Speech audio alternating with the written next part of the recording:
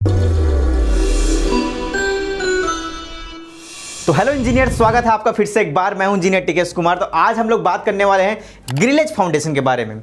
ये फाउंडेशन कैसा है, आपने स्टील में पढ़ा होगा कॉलेज में कि ग्रिलेज फाउंडेशन भी कोई चीज होता है। और ये फाउंडेशन कहाँ यूज किया जाता है? ये फाउंडेशन ऐसे जगहों पे यूज किया जाता है जहां पे हमको डीप फाउंडेशन करना कॉस्ट इफेक्टिव नहीं होता है, या फिर ऐसे जगह जहां पे हमको डीप फाउंडेशन करने में काफी दिक्कतें आ सकती है और हमको मीडियम टू हाई लोड को यहाँ पे अगर ट्रांसफर करना है तो ऐसे जगहों पे हम जो है ग्रिलेज फाउंडेशन को यूज करते हैं। तो देखते हैं ये जो ग्रिलेज फाउंडेशन होता है, आपकी जो बिल्डिंग होता है, इस बिल्डिंग की सेफ्टी, स्टेबिलिटी और कॉस्ट इफिशिएंसी, इन सारी चीजों को जो है इंश्योर करती है। सेफ्टी में क्या चीज कि आपका जो बिल्डिंग है वो लाइफ लॉन्ग चले, जितनी उसकी सर्विसिबिलिटी लाइफ है उतने दिन तक वो टिके।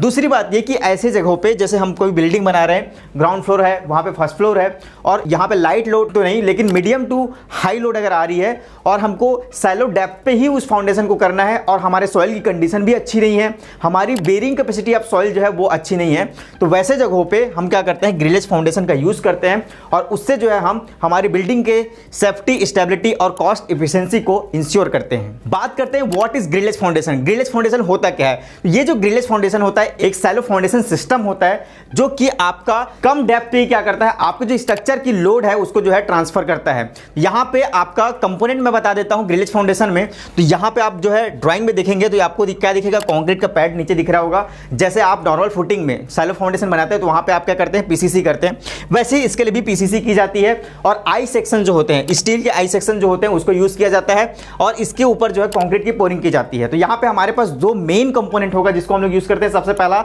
Steel beam. अब स्टील बीम भी कैसा, हाई क्वालिटी स्टील बीम होती है जिसकी स्ट्रेंथ और ड्यूरेबिलिटी जो है काफी अच्छी होती है। और इसको बिछाया कैसे जाता है, तो इसको जो है हम लोग ग्रिड पैटर्न में बिछाते हैं। मतलब एक अगर हमने ऐसे हॉरिजॉन्टल बिछाया तो अगला जो लाइन रहेगा उसको हम जो है उसके अक्रॉस जो है वो बिछाते हैं ताकि हमारा जो लोड है वो इवनली डिस्ट्रीब्यूट हो जाए। उसके बाद आता है कंक्रीट। तो कंक्रीट भी हम लोग यहाँ पे यूज करते हैं, हाई स्ट्रेंथ कंक्रीट यहाँ पे यूज किया जाता है। तो ये कंक्रीट जो है इस स्टील बीम के ऊपर पोर किया जाता है ताकि आपके स्टील बीम्स को एक सॉलिड बेस प्रोवाइड हो।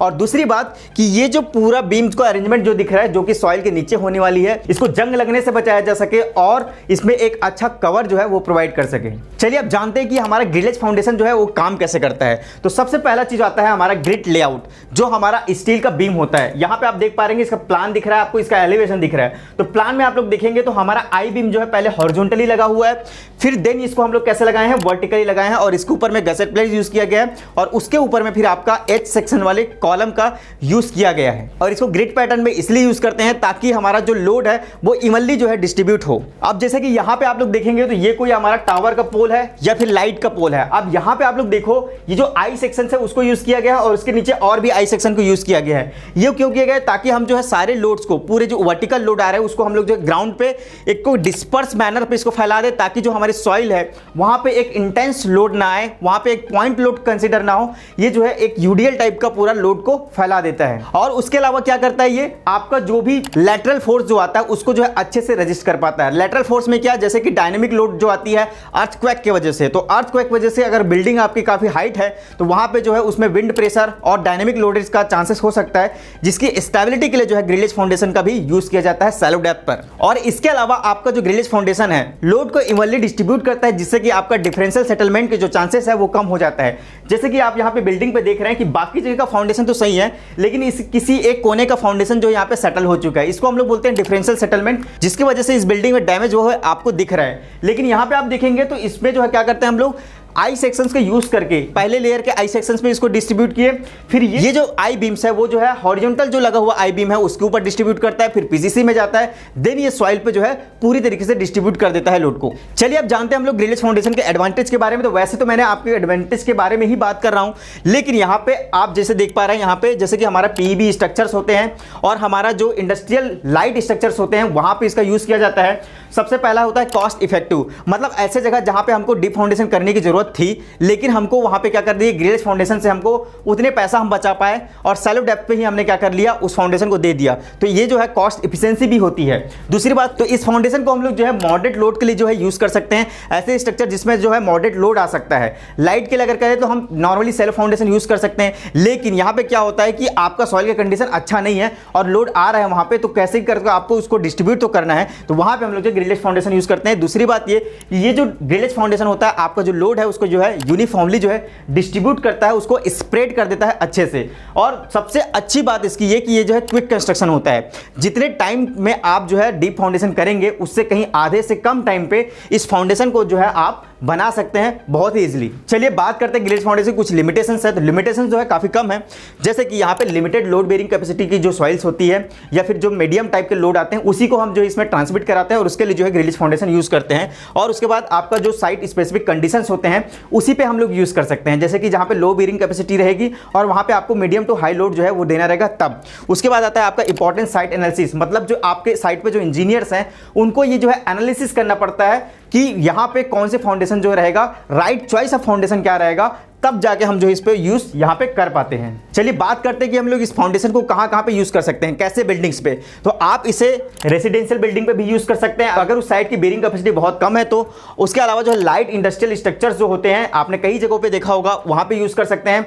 और ऐसे बिल्डिंग जो कि टेम्पररी है या पोर्टेबल है, जिसको हम लोग जो है कभी वहाँ से उठा के दूसरी जगह रख सकते हैं। जैसे कि आपने अपने साइट पे देखा होगा कि वहाँ पे कंटेनर्स को ला के रखा जाता है, उसमें जो है छोटे छोटे पियर्स जो है वो बना के रखे जाते हैं, और वैसे जगहों पे भी इसको हम लोग यूज करते हैं। ये जो पूरा ग्रिलेज फाउंडेशन है, इसको कैसे कास्ट किया जाता है, इसका प्रोसीजर क्या होता है, मैं आपको समझाने वाला हूं 3D मॉडल के थ्रू।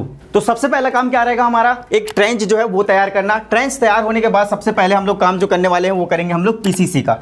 पीसीसी यहाँ पे जैसे ही बनेगा, हम लोग क्या करेंगे, यहाँ पे आई सेक्शंस को जो हम लोग रखने वाले हैं। तो यहाँ पे आपका जो साइज ऑफ फाउंडेशन है वो डिपेंड करेगा कि आपकी लोडिंग कैसी आ रही है, वो आपको स्ट्रक्चर इंजीनियर जो है वो सजेस्ट करेगा, और आपकी सॉइल की बेरिंग कैपेसिटी क्या है वो जियोटेक्निकल एजेंसी जो होती है वो आपको रिकमेंड करेगा। तो यहाँ पे हमने आई सेक्शन रखे। आई सेक्शन के बाद जो हम टाई बीम देते हैं, टाई बीम इसलिए ताकि ये जो है उसकी स्पेसिंग जो है बराबर बनी रहे, और उसकी डाया जो होती है टाई बीम की वो जो होती है 20 mm का टाई बार हम लोग यूज करते हैं।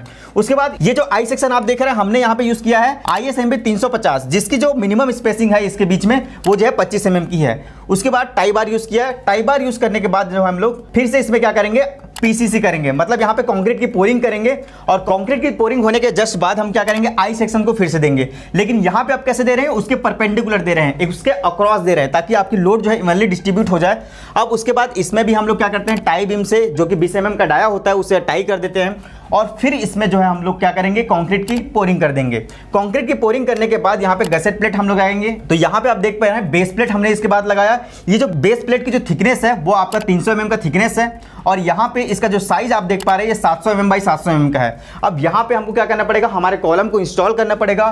तो यहाँ पे हमने आई सेक्शन या फिर एच सेक्शन जो भी वहाँ पे रिक्वायरमेंट होगी उसके अकॉर्डिंग यहाँ पे हमने क्या किया है, ISHB 450 को हमने यूज किया हुआ है। और इसको ये जो एंगल आपको दिख रहा है, इस एंगल और नट बोल्ट के थ्रू जो हमने इसको क्या कर दिया है, फिक्स कर दिया है। और फिक्स करने के बाद इसको भी आपको क्या करना है, जंग लगने से बचाना है। तो यहाँ पे भी हम लोग क्या करेंगे, कंक्रीटिंग करेंगे, और कंक्रीटिंग करने के बाद ये जो है पूरा फाउंडेशन तैयार हो जाता है। और ये जो आई सेक्शन है काफी जहां तक आपको उसकी हाइट रिक्वायरमेंट है वहां तक आप ले जा सकते हैं। तो इंजीनियर कुछ इस तरीके से जो ग्रिलेज फाउंडेशन को यूज किया जाता है। तो अगर ये जानकारी आपको अच्छी लगी तो चैनल को सब्सक्राइब कीजिए, वीडियो को लाइक कीजिए, और दोस्तों के साथ शेयर करना ना भूलिए। तो इस बात पे आपको तो कहना पड़ेगा कि करना है खास। तो चलो हमारे साथ सिविल की बात गुरुजी के साथ। इंजीनियर्स पढ़ते रहिए, सीखते रहिए सिविल गुरु के साथ। धन्यवाद।